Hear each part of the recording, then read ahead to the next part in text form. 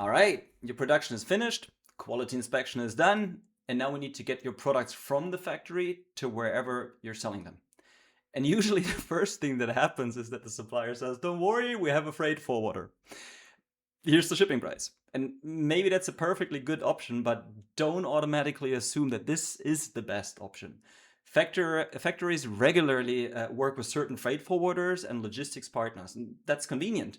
But especially when you're spending thousands of dollars on international shipping, I would always recommend benchmarking the price because there can be significant differences between freight forwarders, shipping routes, carriers, and shipping methods.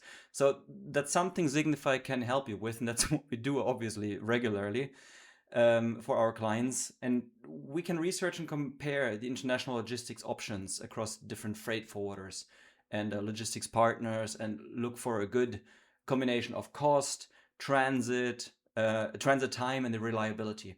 And depending on your shipment, that could mean sea freight, air freight, rail, or other transportation solutions.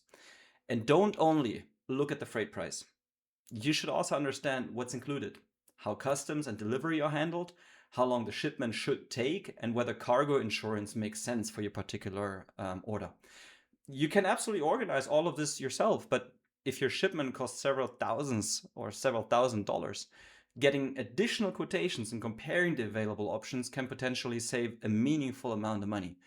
The goal is pretty simple: get your products from the factory to their destination as safely, efficiently, and cost effectively as possible. So before you book the first freight quote you receive, compare your options.